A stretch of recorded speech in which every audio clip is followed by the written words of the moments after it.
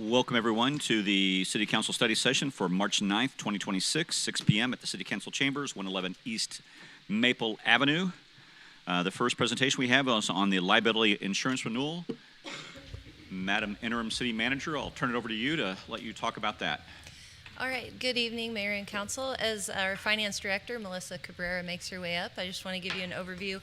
This discussion is related to the city's additional liability insurance, covers things like general liability, employment practices, and auto liability. We have a self-insured retention of up to $1 million with a policy limit of $10 million, and there have been questions in the past as just if this was something we wanted to continue to renew or if we wanted to go a different route. So I'll turn it over to Melissa to go over the finer details. Good evening, Mayor, members of the Council. So as Mrs. Reynolds has stated, that we are here to discuss the liability insurance program renewal. So this is our excess program, just for a little bit of history and something that we'll touch on as well in the presentation. We went from a $250,000 self-insured retention in the fiscal year 24-25 to just under $1 million 2 years ago, or $1 million 2 years ago. So this is a pretty substantial increase, and also during that time, the insurance rates went from about $803,000 to $875,000. So a much higher SIR, but not much savings on the actual insurance premiums. Last year, there was quite a bit of discussion about whether it made sense financially for the city to continue paying for this excess insurance. So after tonight, after the presentation, after discussion, if it is the will of the council, we would request that you have a vote to add this to next week's agenda for the renewal. So I will turn it over now to James Charlesworth of Charlesworth Consulting, and he will go through the proposed insurance renewal for you.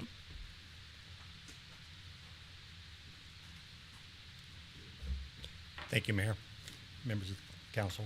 James Charlesworth, Charlesworth Consulting, 1828 Walnut Street, Kansas City, Missouri.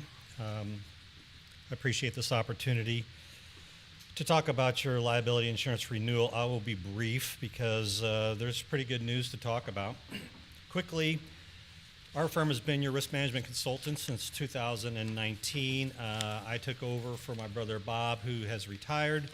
I run the company, and then Sarah Veet is my consultant that works day to day with the city. Oops.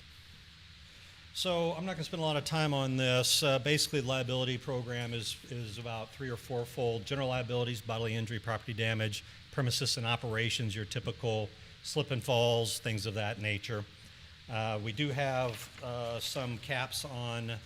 We have sovereign immunity, but we also have some caps on our liability, a little over $500,000 per person, about $3.5 million per occurrence. So that is our exposure. Again, we do have some sovereign immunity, but there are claims that can slip past that. Employment practices, we all know what that's all about, mostly wrongful discharge, failure to promote, wrongful termination, things of that nature. These are often in federal jurisdictions, and therefore not subject to the tort caps or immunity. Law enforcement liability, again, bodily injury and property damage arising out of law enforcement's function. Most of these, again, are in federal court, civil rights, 14th Amendment, Section 1983 type claims. So they do have the right to sue, and there is no cap on liability that can be made or alleged on our law enforcement officers. Public official liability, this is typically filed in federal court again. The thing about the public official is that there has to be a demand for money in order for there to be liability insurance coverage. Therefore, things like injunctive relief, regulatory taking, things of those type of claims generally are not covered by that policy. And then lastly, the auto liability. We all know what auto liability is. It's no different than your personal auto liability. Again, we have some protection under our sovereign immunity. There are some exceptions as well. We always talk about the employees' use of their own vehicles. It's always important to recognize if they are using their own vehicle in the scope of duties for the city, their personal auto coverage is always primary, with the city's being excess. So as noted, our current coverage for liability is at $10 million for all coverages combined. We have $1 million self-insured retention, and it covers all the lines of coverage which I just reviewed. Again, historically, our last year, we changed insurers from States Risk Retention Group to Obsidian. States had dropped their limits to $5 million. They offered a renewal last year. It went from $840,000 to almost $1.4 million in premium, and the Obsidian program offered us the full $10 million for $875,000. And I'm happy to report that the renewal is unchanged, same limit, same retention, same cost. And in today's market, that's a win. Not included in the packet are details about the cyber liability, which also renews April 1st. This really isn't part of the package. It's a separate line coverage. We do have the renewal in hand, and I can confirm that there are very favorable terms and conditions. That information is available upon request, but for obvious reasons, we don't like to disclose that in a public meeting. Goals going forward, we're going to talk a little bit about self-funding. I know that was a topic here earlier. And then how we would manage that, and of course continue to work on our risk management program and our ways of mitigating risk. One of the reasons we started talking about self-funded was because we saw this exponential increase in premiums, and we didn't know when it was going to stop. We also saw the exponential increase in our retentions, and we didn't know when that was going to stop. Now that the market is stabilized, we are recommending a renewal at the current terms and conditions. I want to publicly thank Lockton, our insurance broker. They've done a fantastic job, and of course Sarah, who does most of the day-to-day work. So with that, I will take any questions. Any questions? Mr. Mayor. Please proceed. James, can you just explain just a little bit, because we were talking last year about self-funding depending on how the insurance industry was going to ebb or flow. Can you just explain just a little bit what that means and what that would look like for independents? Well, it's a great question, and there's a difference between self-funding and non-insurance. In a way, you are self-funded. $100,000 self-insured retention or $1 million self-insured retention is basically you're already self-funded. You've just got some sort of cap on top of it, and I would never recommend to any of my clients that they go without that upper protection, because you can go 20 years without a problem, and then you have one bad day, and we could be looking at a multi-million-dollar lawsuit. So in a way, you are self-insured. If you want to increase the retention over the years, we will always say, take whatever delta between your budget amount and what the actual insurance cost is and put it in a reserve fund where we get a comfort level that we can absorb one of those big losses. But I would argue that you are already self-insured to a significant amount. How are you looking nationally as we're looking as the whole conglomerate of insurance municipalities? What's the gloom or doom of that? Yeah, it's been difficult. There's as you probably well know, one of the challenges is there's very few insurance companies that want to insure municipalities because you're a very tricky risk. I mean, you're ultimately 5, 6, 8, 10 business units under one coverage document, which is challenging. So, but the good news is that the market has softened. It's not soft, but it's stabilized. And what typically happens when it stabilizes, more insurance companies start to get involved, and hopefully that'll drive down some cost. I can't predict the future, but I would anticipate us being on a much better trajectory over the next few years than we are right now. Good, thank you. Anyone else? Other further questions? Please proceed. What would be, let's assume that, just for discussion purposes, that we decided we did want to look at some point down the road going more with a higher retention or something to that effect, just to reduce costs and things.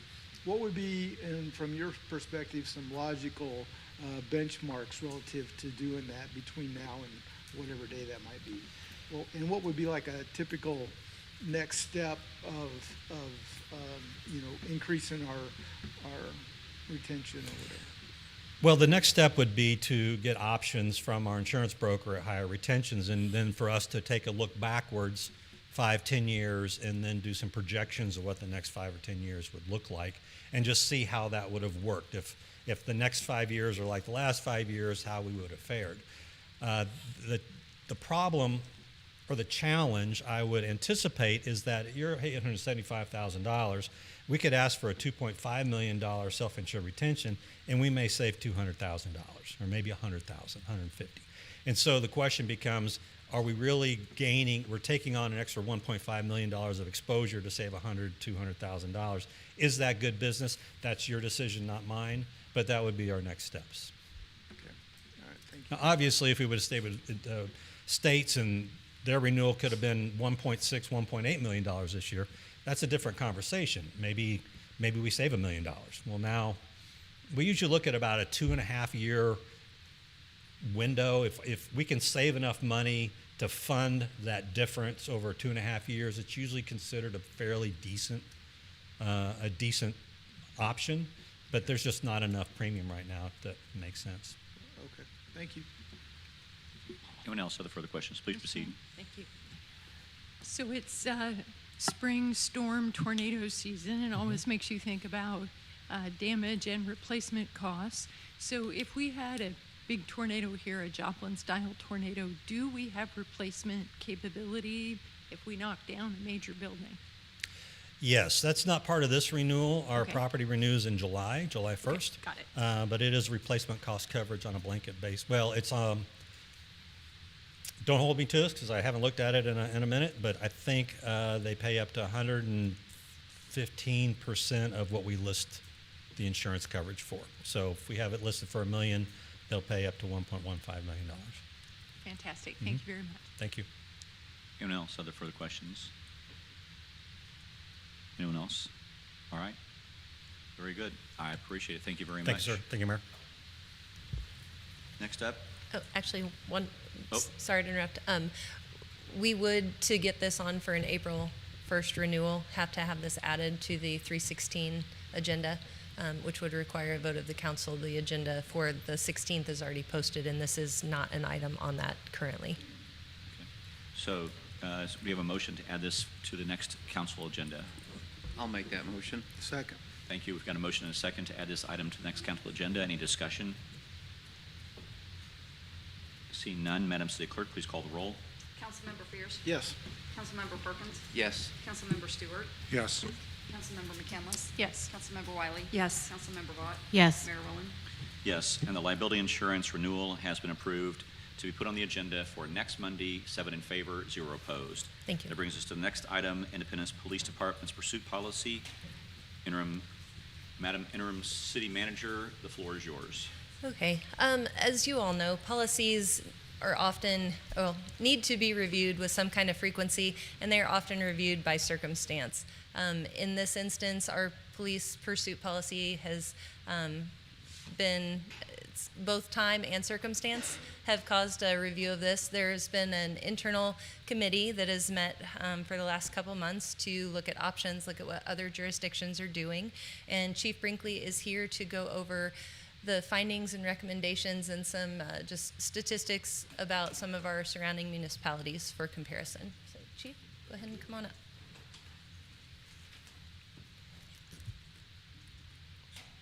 Chief Brinkley, the floor is yours. Good evening, Mayor and Council. It has been quite a while since I've done a council presentation, so bear with me, but I am eager to have this one. So let me go through my presentation. So we are definitely going to review the police policy review. This presentation will cover, remember, slide to the next one, recommendations from the 2025 Police Department assessment performed by the company Legal Liability and Risk Management Institute. I'll refer that to LLRMI in the rest of the presentation. I will go over some of the key points of our current policy. We'll cover some of the technology, equipment, and also training needs that we have, and then review some of the police data from 2023 to 2025, comparing that to police agencies in our specific area, and then I will present my pursuit policy recommended changes next. Okay, in 2025, the City of Independence contracted with LLRMI to conduct a comprehensive risk assessment of the IPD operations. They reviewed hundreds of our documents, reports, logs, videos, procedures, and the scope of their review really had to do with use of force, several different things, use of force, training, vehicle pursuit, citizen complaints, search warrants, and the like. However, for this specific presentation, I'll be focusing solely on the feedback and recommendations from LRMI reference our police pursuits. I state that information because we put out a press release talking about the different variations of things they're going to look at, but this is just for the police pursuit portions. So their recommendation said IPD has a comprehensive policy, but application and supervisory review requires improvements. They also said that we should reevaluate pursuit policy due to recent incidents, injuries, deaths, and also citizen concerns. And last but not least, pursuit decisions must weigh the risk of pursuits versus public safety benefits of apprehending our suspects.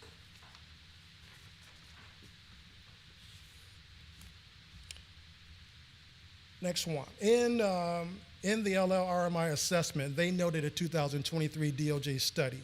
Now, the study involved the Office of Community-Oriented Policing, which is the COPS office, the National Highway Safety Commission Administration, and also the Police Executive Research Forum, which is actually PERF. This study basically reviewed data regarding pursuits, crashes, fatalities, pursuit policies from organizations both at the local, county, and state in 27 different states. The study recommends police agencies should only pursue for violent crimes or when occupants present a clear and immediate danger to others or the public. They also suggest that police agencies should consider alternatives to pursuits such as using remote GPS tracking devices, drones, and also aviation units. And I would echo that we already use those three things in limited ability, but we'll look to increase that capacity. And then lastly, they suggested agencies should routinely review pursuits to ensure that they are complying with organizational policies and also procedures. I got a lot of notes on as I'm walking through it. These recommendations from LRMI are the basics for some of the changes that we will make in our pursuit policy. However, I'd be remiss if I didn't note that the DOJ study recommendation advises that pursuit policy should account for exceptional circumstances. They specifically listed as those circumstances DUIs and also reckless drivers. These are where police officer intervention is warranted to protect the public from drivers who possess an immediate hazard or threat to the public. These exceptions, however, should be rare and not the norm of everyday process and procedures. You'll see when I go over some of the police data, some agencies actually do pursue for minor violations and some don't. In those agencies that typically don't, they do routinely make exceptions for them circumstances that are exceptional. That means we may be stopping them for a traffic violation, but they may have alleged or we may believe they committed a violent felon. So we would be authorized to make that stop in those exceptional circumstances, but those should be rare, more so than just the norm. I'm juggling my notes and everything else, so I apologize if I'm switching. So we're going to run through some of the basics in this section that's cover the parameters that determine when we will pursue vehicles and what our decisions to terminate will be. Our pursuit policy provides our officers with guidelines in determining under what circumstances we will pursue fleeing vehicles. We really attempt to balance the risks of our officers, the general public, but also the suspect versus our duty to apprehend violent criminals. Risk versus reward is what we're trying to do at all times. And that's pretty consistent with national standards as well, too. So when initiating pursuits, an officer must consider the reasons for the pursuit. Is it a felony, misdemeanor, traffic offense, whatever you have, and then evaluate the urgency or need to apprehend the suspect now as opposed to later, especially we've already identified who this person may be in that vehicle. Consider the risk factors such as weather, road conditions, speed, traffic congestions, and also the location. Is it in a commercial district or in a residential? It makes a big difference, especially at 5 o'clock in the morning or 5 p.m. through rush hour traffic. And lastly, while our officers operate unmarked vehicles and also police motorcycles, they may initiate those traffic stops, but they should hand it over as soon as possible to a marked unit. That's how our pursuit policy reads right now, and that's why I read that and gave you guys the update on it. Supervisory responsibility. Patrol supervisors are required to monitor pursuits and determine if they shall continue or be terminated. When deciding on whether or not to continue a pursuit, they must determine if the immediate need to apprehend the suspect, once again, outweighs the risk to the safety of our officers, the public, and also the suspect. Supervisors are responsible for evaluating the actions of the officers and to determine if they complied with the policy requirements.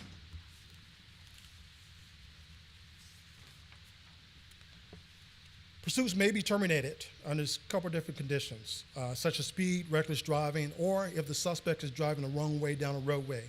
Additionally, if they identify the suspect as known, and I'll reiterate this again, pursuing officers should consider whether or not it's safe to apprehend that person now or wait till later.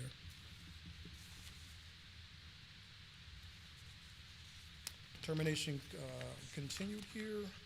And then lastly, pursuit should be terminated if the vehicle is being operated by the juvenile and the reason is further pursuit is a misdemeanor or non-violent felony. Terminated vehicles contains an infant or a young passenger.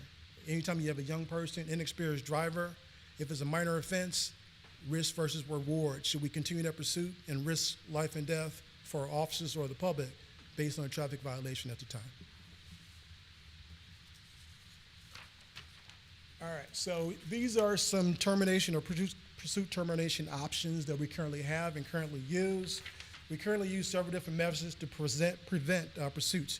One thing we want to do is try to get the offender before they get in the car and get away. We have it in our policy, we can pin vehicles in. If it's stationary, someone stole something or made a retail theft into a business, they come outside. If we know who that person is or know they're gonna go back to their vehicle, it may be advantageous for us to actually pin that vehicle in. The other thing we use quite a bit is actually stop sticks. Those stop sticks, officers get out there and actually deflate the tires and disable the vehicle. And I'm gonna give you some examples in the next slide.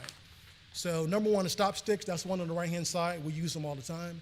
Officer has to actually grab the stop stick, throw it across the lane of traffic where the suspect vehicle is aiming. Hopefully they ride over the stop sticks and it actually deflates their tires. I would say personally it's one of the most dangerous things our officers can do. You gotta get out on foot, and it's not uncommon for one of our suspects, you're talking about criminals, violent felons, and all that good stuff, to aim, actually try to go around the stop sticks or aim those vehicles at our officers, and that's why, for me, it's one of those dangerous situations. The other thing that's outlined in the DOJ study is to try to use technology. Star Chase basically is a GPS tracking system. We have used this previously, before my time here, but I believe it was eliminated maybe for budget constraints or budget reasons a couple years ago. You'll see us, actually, we're finishing up a budget packet right now to make sure we submit all our budget requirements. That's one of the things that's gonna go in the budget request coming up in a couple weeks to make sure we get that in there and get it funded. We wanna make sure we give our officers the tools to do their job as safely as possible. Yeah. Mr. Mayor, Please proceed. could you clarify what the Star Chase does and what advantage it provides to the police officer? Yes, ma'am. So this is what it looks like. So what it does is actually mounted typically on the front of the vehicle, GPS tracking device in that little round unit that I showed on the preceding slide. Oops. And what you do is that dart or that black bulb there, that's got a GPS tracker in there. That device, once you position yourself behind the suspect vehicle, you can deploy or project that and actually attaches to the suspect vehicle. At that time, you've got the GPS coordinates, and you can do a couple different things. If it's a low-level misdemeanor offense, you could pull back and get some distance. You could slow your speed a little bit. And if it's a stolen vehicle, really the owner really wants just to recover their vehicle. If it's a violent felon criminal, we're going to continue to pursue, especially if we know if it's a violent criminal. But it's all about the technology and able to give us a force option is the best way I can describe it. To answer your question, Councilmember? Yeah.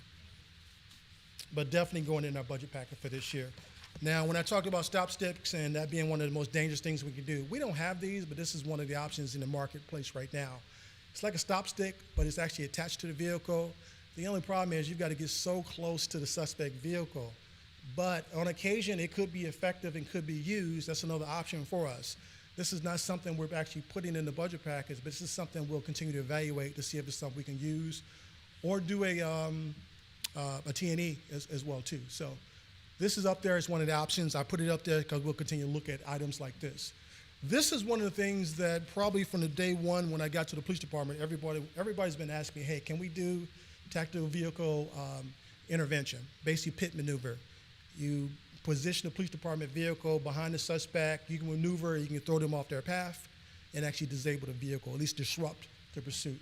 This is one of the things I'd like to enact as soon as possible, as soon as we finish changing the policy. Right now, our policy prohibits us from using this type of maneuver.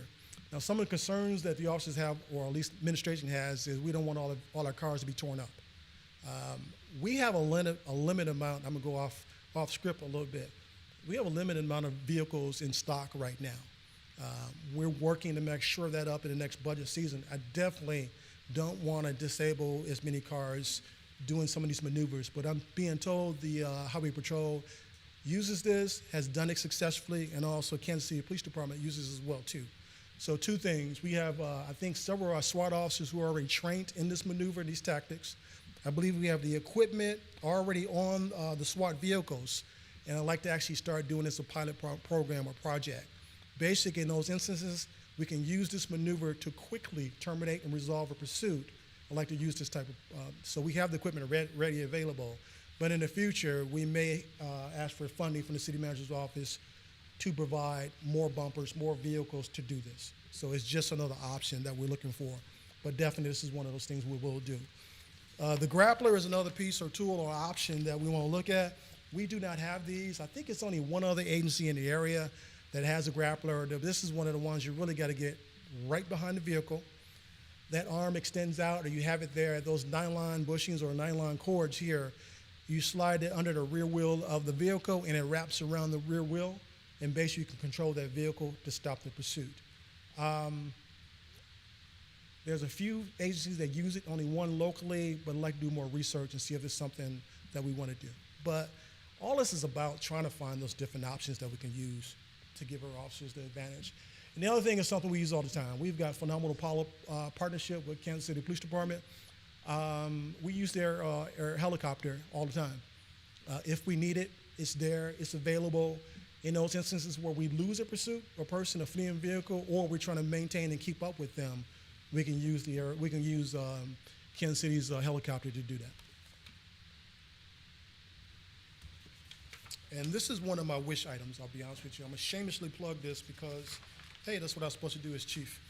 Blue Springs actually has this is one of those, Blue Springs actually has this, what is a drone program? I think they were one of the first ones in this area that did it.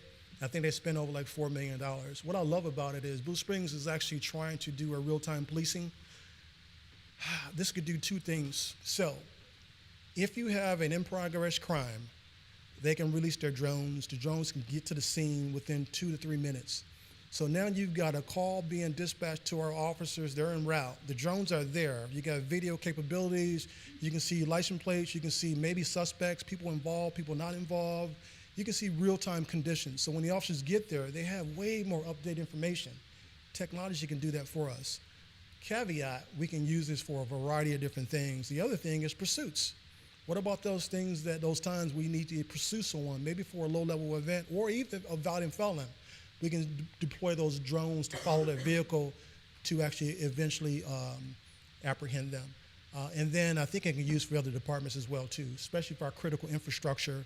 If we have an alarm or alert or something happening in the utilities, water, electric, we can deploy the drones to actually instantly respond to those areas. So we are looking some grant opportunities. Everything's available. Anything we can do to kind of leverage our funding source to actually implement something like this, I am 100% on board with doing something like this, but I know it takes time to kind of find a funding source. Mr. Ray. Please proceed. Can I ask about the drones? My understanding is they don't have the range or the speed to be able to do a pursuit, and maybe I am thinking about old technology. That may be, I think the altitude at a height, you can't, it's like trying to outrun a helicopter. You can't outrun a helicopter. They're using drones in the Middle East with the wars. I know those are armored and actually, but the height kind of supersedes the speed they need to keep track with. Okay, thank you. Mr. Mayor. Please proceed. Thank you. Chief, with the drones that we have, is that a technology that's in-house already, or is that something that's more specialized than what we have? I believe this is a little more specialized, to be honest with you, and I think these can be deployed remotely as well too. I believe we use drones already for special events and other things from Tactico, but these are a different phenomenon. That's where Blue Springs is one of the first ones in Missouri to actually deploy this type of technology. Those are good questions. All right, this is going to be the meat and potatoes of this presentation. Here I'm going to go over some of the pursuit data and also some of the comparison agency information. So if I'm going to reply back or actually refer back to the DOJ study a couple different times. When they looked at all this pursuit data, 27 different states and different agencies, they identified there's about 4 categories where pursuits fall into throughout the nation. Discretionary, and the officers have discretion to determine whether or not to engage or continue the pursuit. I would liken almost that our department is probably in that discretionary. However, they're guided by the 4 corners of our policy of what they can and what they can't do, but they have ultimate flexibility to do that decision making. The second one is permitted or supervisor review. Pursuits are subject to supervisor approval and review. A lot of agencies are going to that where I call it out, but I've got to get it approved by the supervisor. So it takes a little bit of discretion out the officer's arms. And then more agencies are going to a restricted policy. Officers may engage in pursuits only in very specific situations, such as when the suspect has committed a violent felon. You kind of heard me say that verbiage before, earlier when I started this presentation. You'll see I've got a couple different slides that gives comparison to the cities in our area. A lot of the cities have already gone to that type style in our area, more restrictive policy. And then there's the dreaded prohibited, where you can't pursue for any reason at all. Very few that I know have gone completely prohibitive where we don't do any pursuits. So those are just a couple different classifications, but it tells you what everybody's doing around the nation. So this is a chart, a very busy chart, but it looks at about 14 different cities within our immediate area. And what this chart or table tells us is what types of crimes other agencies pursue for. Do they pursue for everything? Violent crimes, nonviolent felonies, DUIs, misdemeanors, or traffic offenses? That's a lot. So there's no one here prohibited. So if you see pursuit, everybody pursues. About 57% pursue for nonviolent offenses. About half and half pursue for DUIs, misdemeanors, and traffic offenses. So when I talk about lesser nonviolent offenses, half pursue and half restrict those pursuits. That's the meat and potatoes of this chart. On the right-hand side, it just shows you the technology that it used. When I talk about Grappler, TVI, and Star Chase, everybody used stop sticks. You can see the green all the way down. You can see emerging more agencies using Star Chase. I think Star Chase is up about 31% of the agencies use Star Chase. And then the Grappler is only one other agency use the Grappler right now. That's why we wouldn't jump into it right now. We want to go and see how, is it effective? Is it being used? Is it a good fit for our city? And then TVI, that's one of the ones I said I'm really committed to starting as soon as I can. As soon as we adjust the policy, I'd like to get that going. But you've got maybe 30 or 40% of the agencies actually using TVI. And that would be us and probably Kansas City, Missouri. Please proceed. Why wasn't Jackson County a part of this data? I'm not sure. We took some counties. It may make more sense in the next slide that I give you. You've probably seen it. But I kind of whittled this thing down to just the immediate area, to be honest with you. I think it makes more sense. Fair enough. And I try to stay within as close approximation to the population, although we added Blue Springs because that's one of our neighboring cities and it made sense to add Blue Springs. But if you look at Kansas City, Kansas, I know this is another state, but it's close in proximity as far as population to us. It's about 150,000 population. Kansas City, Missouri, that's our big brother or big sister. That's our metropolitan area.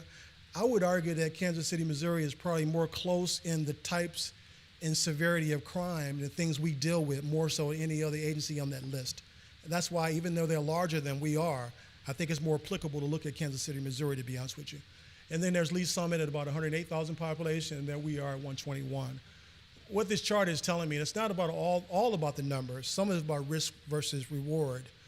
But we far outcry the number of pursuits if you compare that to our sister cities.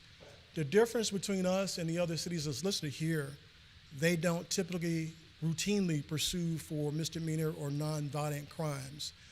Keep in mind, I emailed every chief on this list to give me numbers for their pursuits for the last 3 years.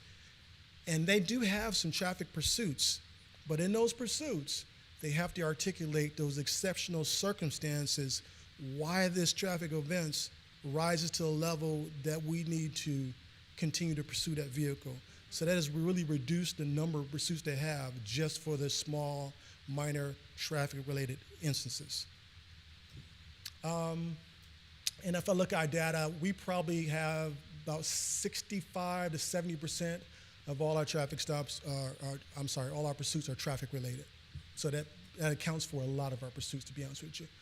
Let me see, I think I have another slide. Try not to get ahead, I will. And any questions on that slide?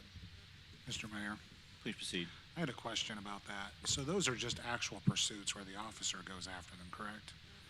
For a lot of different reasons. Okay, though. well, right. Yeah. Is there any data, like Lee Summit, they only say they had, 8 pursuits. How many people actually just failed to stop for them? Is there any data on that? I do have that. I don't have that one right in front of me. A lot of them, they just don't pursue for. So one of these agencies had like 1,700. They just don't pursue for minor violations that they deem is not non-violent. Okay, thank you. I can only ask. I'm trying to get information as much as I can from our partner organizations. It won't be as robust as what I can pull because we control our data. But these are actual pursuits. Ones they cut the lights and siren on, actually pursued. Now some of those are terminated, but they still mark it as an actual pursuit. You'll see that when I get to our, I keep hitting this dang on thing. That's what you'll see in our data. I can tell you how many we pursued, how many we terminated, and I can tell you the crimes or the charges involved in all those pursuits in the graph that you see.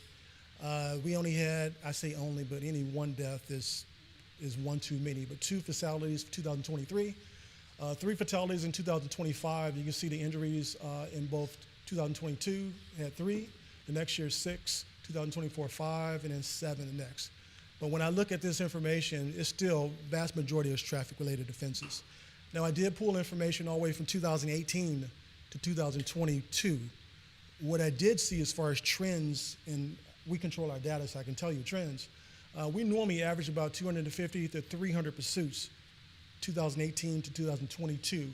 You see it bumped up about 335 in 2002, and then you see almost doubled in 2023, 24, and 25. Now, I don't have a correlation to tell you exactly what the reason for that is.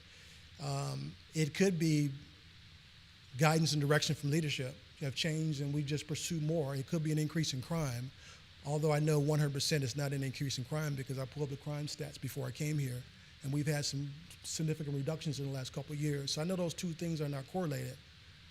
I think it's a lack of consistent supervision about what areas we pursue and which ones we don't. And that's not a bad thing, but we don't know until we look at information like this. But that's the data that we have. Mr. Mayor.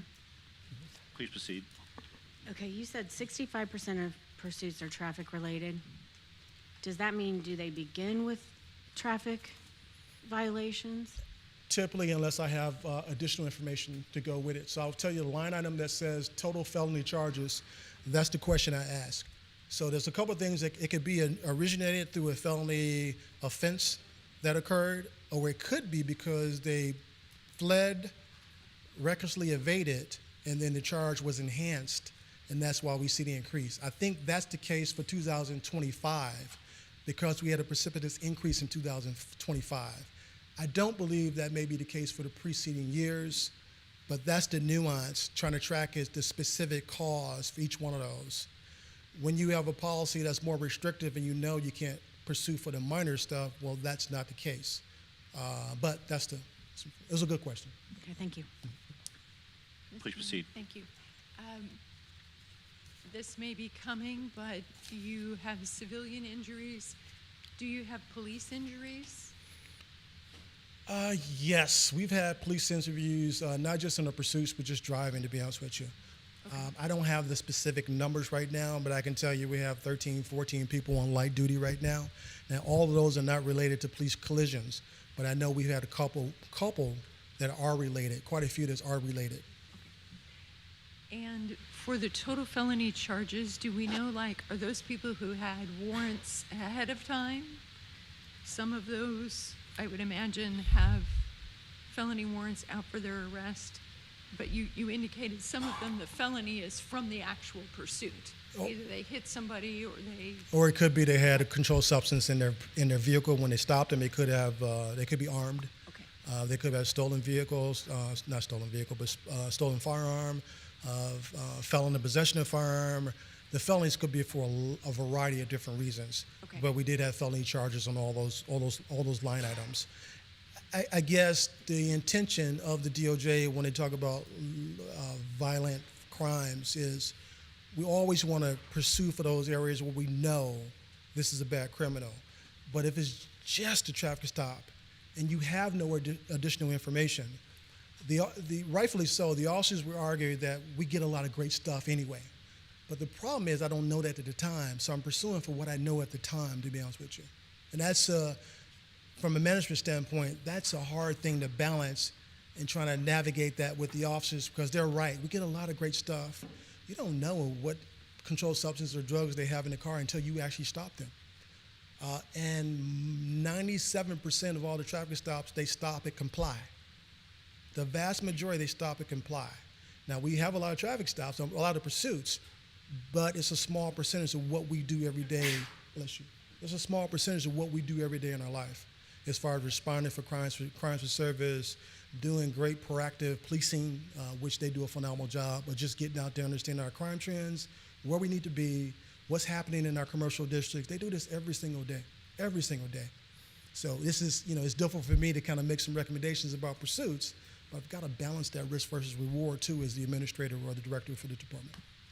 And my understanding is that our Jackson County prosecutor has done a better job of charging for aggravated fleeing. That's now a felony, correct? Correct. That is correct. Yeah. Fantastic. Thank you. One of our sergeants, a couple of sergeants that's in the building right now, I point him out because he does a phenomenal job to make sure that we don't arbitrarily enhance that if they didn't intentionally try to run us over or try to assault us with their vehicle. I say that because there's always that balance. We want to make sure we're doing the right thing by everyone. Even if it's a criminal, we're not going to just jack the charge up, but you're right. Mr. Mayor. Please proceed.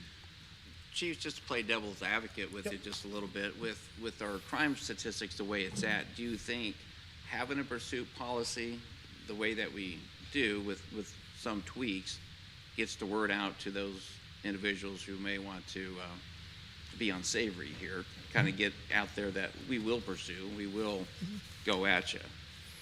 I totally agree with you. I don't buy into all of it. I had some more information. There's a couple of different studies. I think one out of Roanoke, Virginia, both the city and also the county had tested that theory as far as when we restricted their policy, and they both did it, the municipality and also the county.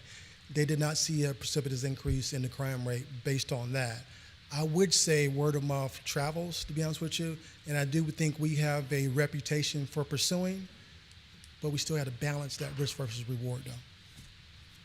Okay, thank you. Mr. Mayor. Please proceed.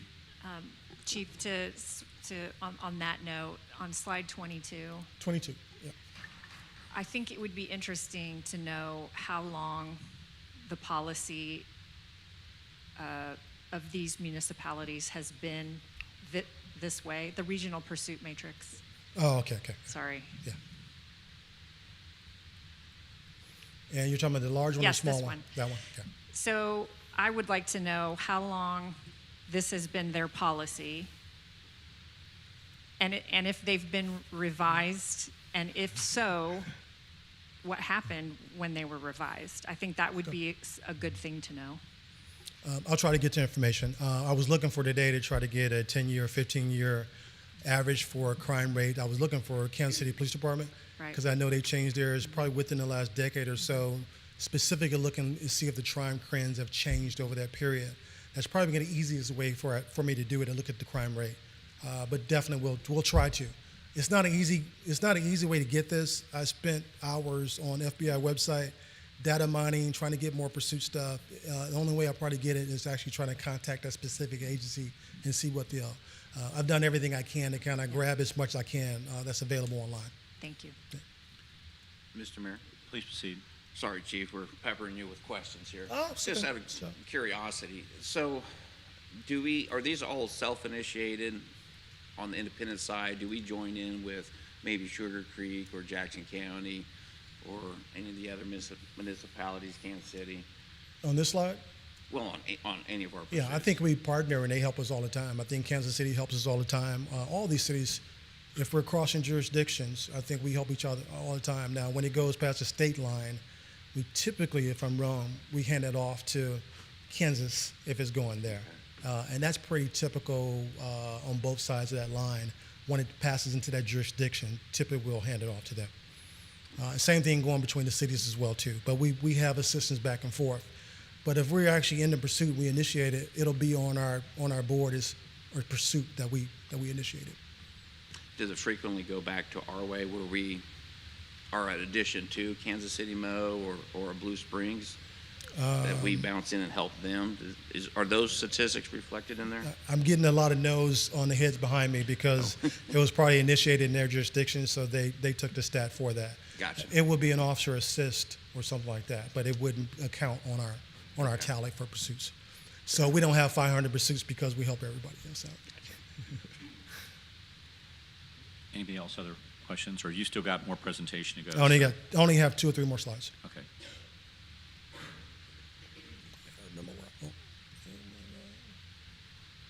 Okay, recommended policy changes. I'm gonna grab my notes because I really need my notes here. So, option number 1, I was actually present 2 different options. Option number 1 is keep doing what we're doing. And what that means is continue to pursue for traffic violations, misdemeanors, DOA offenses, and also non-violent felony offenses.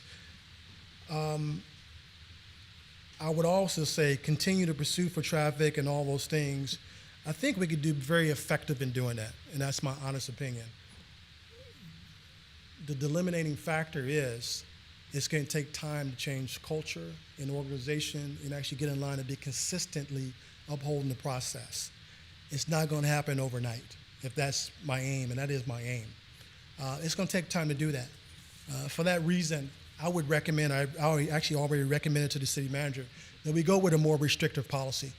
And that's the one that allows only for dangerous felonies or when occupants present a clear and immediate danger to others. Now you remember, I hearken it back to this a couple different times. Other agencies that list Blue Springs, Kansas City, Missouri, Kansas City, Kansas, and Lee Summit, they have this policy, but when there's an exception to the rule, they just have to articulate that. We will be putting other parameters on the policy, whether it's option 1 or option 2, asking our supervisors to take greater aware and command and control of these pursuits. So they have to just approve that. I've got a pursuit, traffic violation. However, they were coming out of a drug house, or hey, they were coming out of a quick trip with a hood on their head. What are those circumstances? There was a reckless driving. I believe they're under the influence. They're driving erratically all over the highway. Well, that's a danger and threat to our traveling population as that happen. I just need us to articulate that. It gets back to that's got to be those rare instances other than pursuing every traffic violation. So our guys do a phenomenal job working. I say that. They are hungry. They love police work. I don't want to take that out of them. I kind of want to rein down the reins a little bit and continue to work on our hot spots, our high crime areas, all the information we know we need to be, which they already do now. So it's not limiting what they do. It's providing all of us a little more safety and actually refining it. It does tie back to national best practices as far as the DOJ study, and also it's consistent with those other 3 or 4 agencies that I listed. All those have a more restrictive policy. Anyone else? So, Go ahead. So last slide, regardless of the option, we need to provide more supervision. We are going to implement the TBIs. We need to review. I will review all of the police pursuits that involve injuries or also death. And then we're going to do an early warning system. I call it a quality controls check. At least 5 pursuits will be reviewed every single month at random just to go back and make sure we're following policies, but also to make sure our supervisors are following policies. Are they reviewing those pursuits and making honest assessments? We need to talk to our supervisor to make sure we're consistent. What did you see? What was the justification for the pursuit? So it's almost managing our officers, but also having follow up with our supervisors. I don't think it's going to take a long time to change the behavior and change the accountability. We've got a consistent message from the leadership team of the police department to make sure that those things happen. And we're trying to force that and make that happen. And then just have an annual review. So that's the end of my presentation. I gave you my recommendation for all the reasons I made it. Please proceed. So there's a supervisor on every call, correct? Dispatch typically calls out the pursuit, direction of travel, and then they get a supervisor on the line to make sure they answer up. Now, sometimes there's a delay, sometimes there's not a delay. Yes. So how quickly is that supervisor notified when a pursuit begins? Dispatch calls it out immediately. Now, it depends on what the supervisor is. Is he or she in the office doing paperwork? Are they on the road? Someone should answer up. I'll tell you some other cities, what they've done is ring that down a little bit, is when they call that pursuit out, if no one answers within 5 minutes or so, that's an automatic termination of pursuit, because we need that supervisory oversight and review to make that critical decision. It's not taking the onus away from the officer, but we need to manage that process a little bit better. Okay. Normally, it doesn't take very long. Okay. Anyone else have further questions? Mr. Mayor, Please proceed. it's not really a question, just more of a comment. So I have a couple of fears with restricting the policy. Number one is I am concerned that word will get out to the bad guys and we'll get more and more come in and they'll commit crimes. And then we know that they know independents won't pursue them if it's just a traffic violation.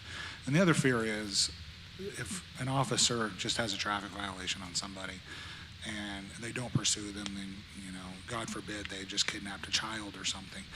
I don't know. It's just a couple of thoughts that I had, they found out later, they did something really bad. So, thank you. Anyone else have the further questions? Please proceed. Some of these are just so I learn. I would make the assumption that the longer the pursuit goes on, the more reckless the person becomes, and that the odds of an injury either to our police officer or to a civilian or to the fleeing person increase. Is that fair, or that isn't a fair assessment? The probability, because of the length of the pursuit, for that reason, I would say, because there's more potential to increase the speed, drive across lanes of traffic. That's why you still want to weigh what you're pursuing for. So it doesn't mean necessarily that it'll be more violent because it's a longer pursuit, but do you want to pursue for 40 minutes for a traffic violation absent any additional information?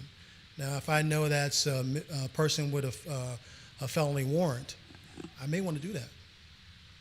But we got to have the information. We got to be able to make some informed decisions. I don't want anybody to get away. But if I'm, from a supervisor, my perspective, I'm thinking those things as I'm either continuing that pursuit or discontinuing that pursuit, because I want to know that so I can make a decision. Tell me what sorts of things a supervisor will terminate the pursuit for. Some of those things I listed in the road conditions, speed, is there snow on the roadway, is it 3 o'clock in the morning and no one else is on there? If they're going 130 miles down 70 and there's no one out there, there's a little more latitude. If that's in a residential district, you may want to terminate that a little bit quicker. Sometimes we don't violate policy. We had one recently that went all the way to Kansas. And I think, this is a good example.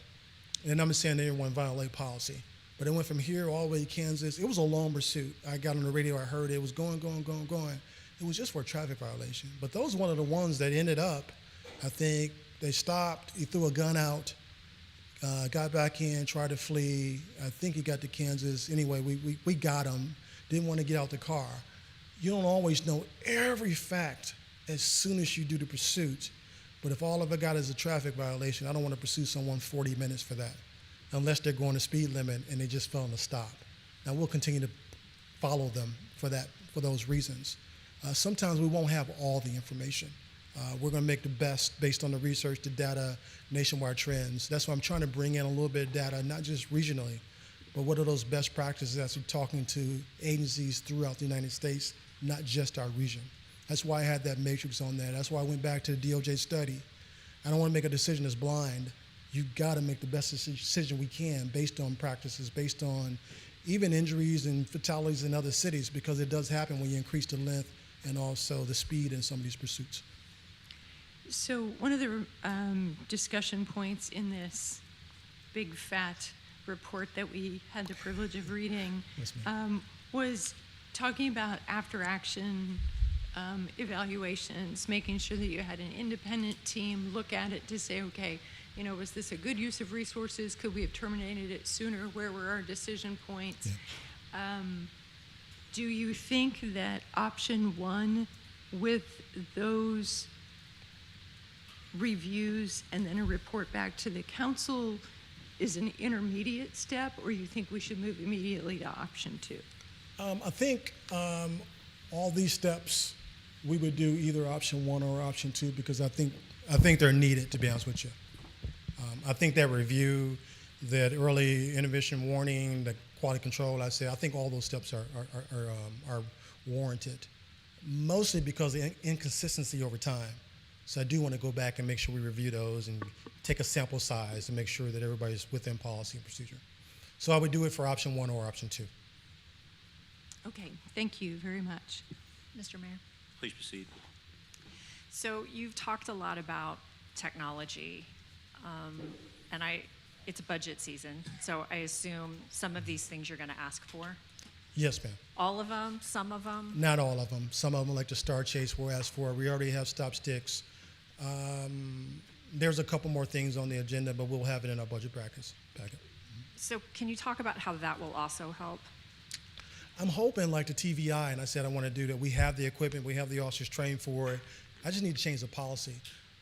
It won't be the end-all, be-all, but we can use that hopefully to terminate pursuits a lot quicker by doing that. When we use the stop sticks, it takes a little while to get out ahead of that traffic, but also to deploy those, it helps a lot. The drones are the same thing. It wouldn't terminate any quicker, but we could pull back in some of those minor situations where we really don't need to be right behind each other. As a totality, each one have advantages and disadvantages.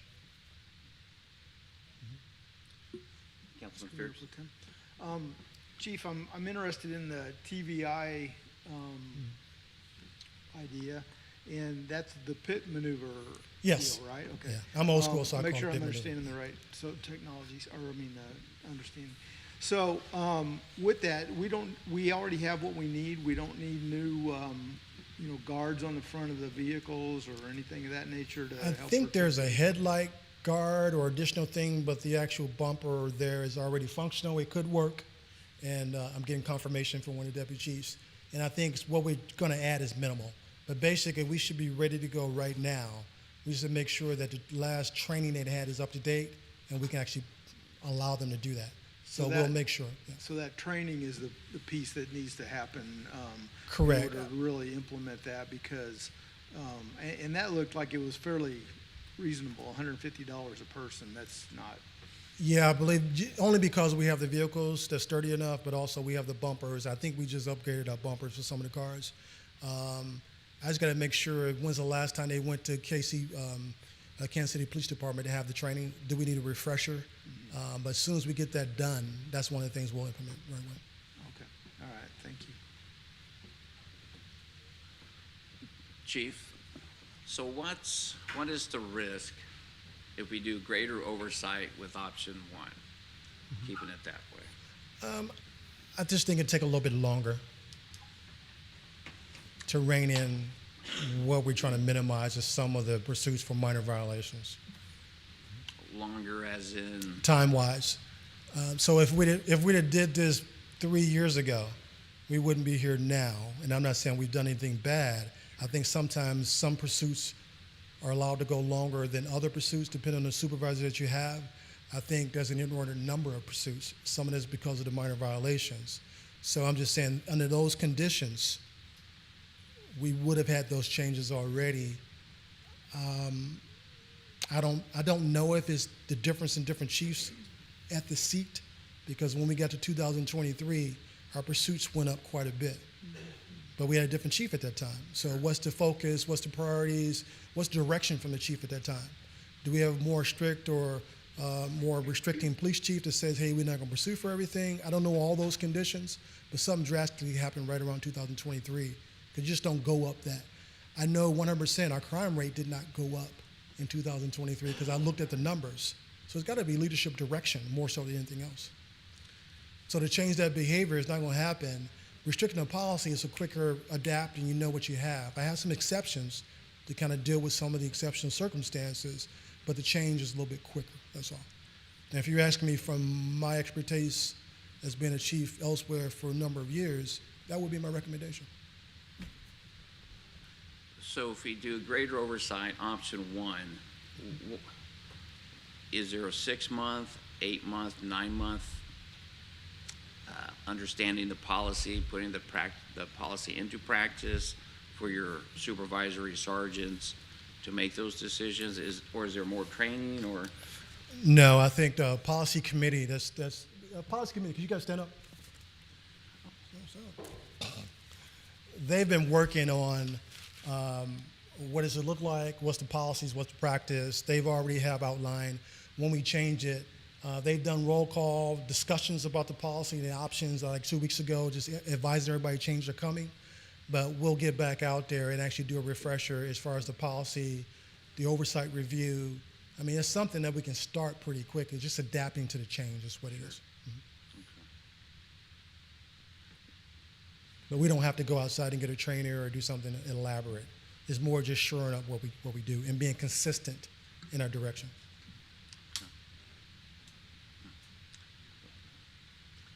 Thank you. Anyone else? Please proceed. Thank you, Chief, for bringing this forward and having a thoughtful discussion with us. Also in the report were just a couple of policies they thought needed to be updated or perhaps fleshed out, and you have a committee that takes care of all of that. Okay, I just wanted to follow up on that last recommendation. Thank you very much. Are you referring to the entire LLRMI? Yes. The goal is to finish the rest of those recommendations, hopefully by the time we get a new city manager in-house. So we're actually working on some of those. And when it says professional development, that's done. Some of the IA policies, we're working actively on that. This is a priority, so we're going to get back to work right after this and try to knock some of those out as quick as possible. Anybody else? Other questions? Mr. Mayor. Please proceed. So the committee that stood up here, were they just reviewing specifically the pursuit policy committee, or was this the overall? We'll probably Policy that- retask them for some of the other policies as far as internal affairs, use of force, and there's a couple of different policy adjustments we need to make. They'll be working on that as well, too.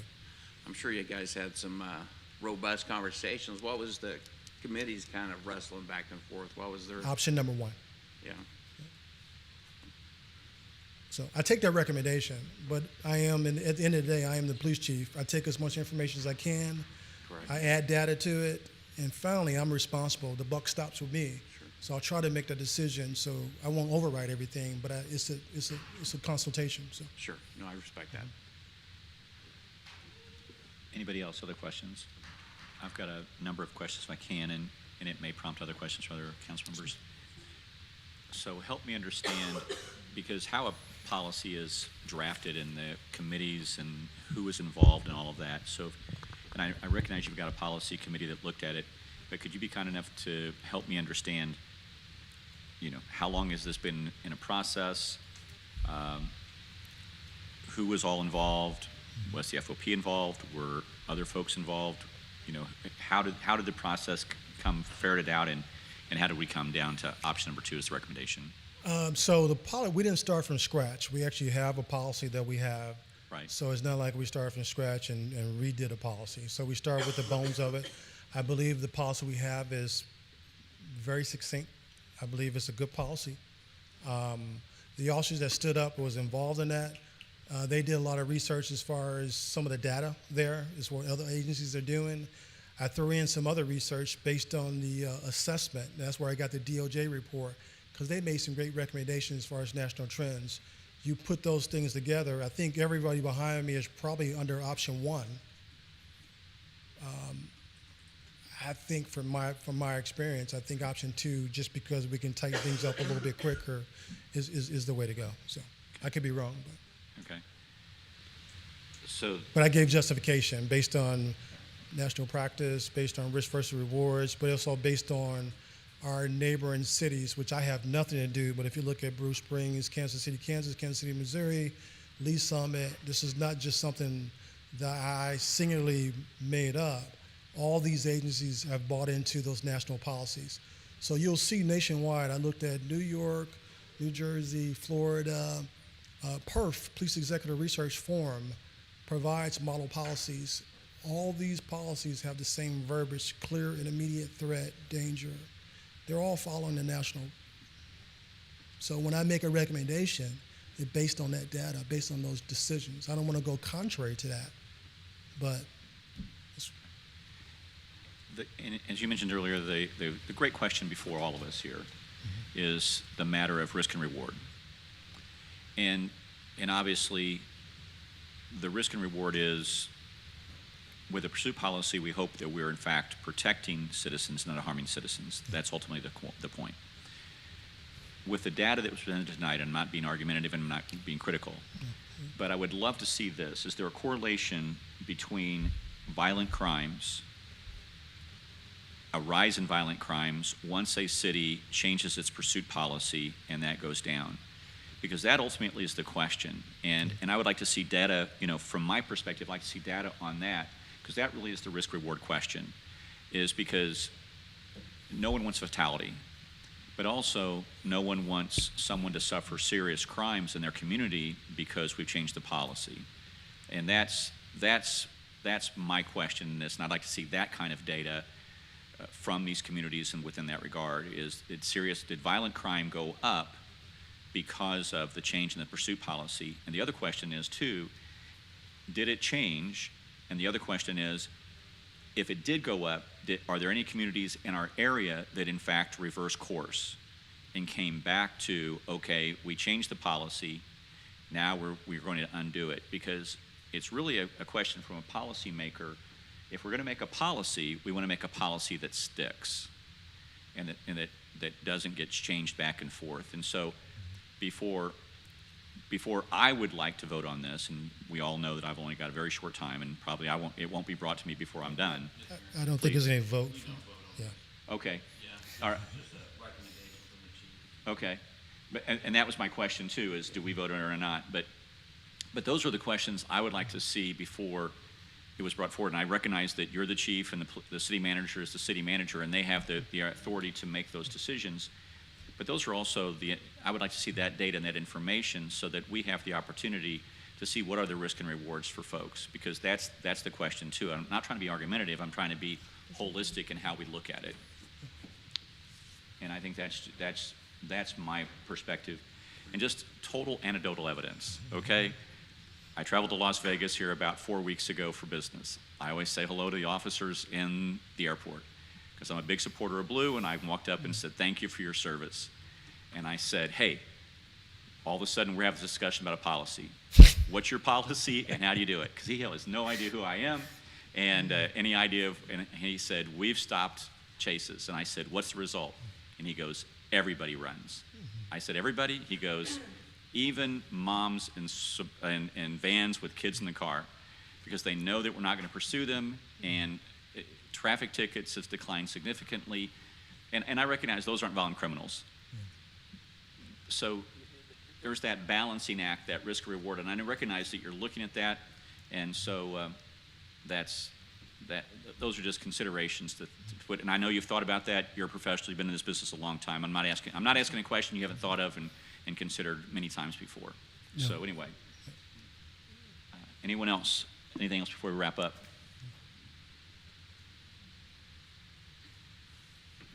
Give you time to ponder. All right. Well, very good. Chief, I cannot say thank you enough for the work that you've put into this, and appreciate your time and your effort and your energy to get us to this point. So thank you very much. Thank you. Thank you, Chief. Madam Interim City Manager, anything to wrap us up? Just one update. Again, as we've discussed at the last several meetings, several moves of departments are still in flux. Court will begin relocating from this room the next week, the week of the 16th, and also the week of the 23rd, which means next Monday night is our last council meeting in this chamber. So just want to get that out there as a reminder to everyone. Again, we'll be putting notices out, but just putting that on everybody's radar because time is ticking by quickly. Future meetings will be in a temporary location at the Independence Municipal Commons until the construction is completed in early May. And that's all for this evening. Mr. Mayor, Please proceed. I just wanted to let the community know that we have made an offer to a city manager, and we will be able to announce that soon, and just give such appreciation to the people on this dais who spent the time and hours and thoughtfulness to be able to bring that recommendation forward. We hope we'll be announcing that very soon. Thank you. Anything else? With that said, we will conclude this meeting. Thank you very much.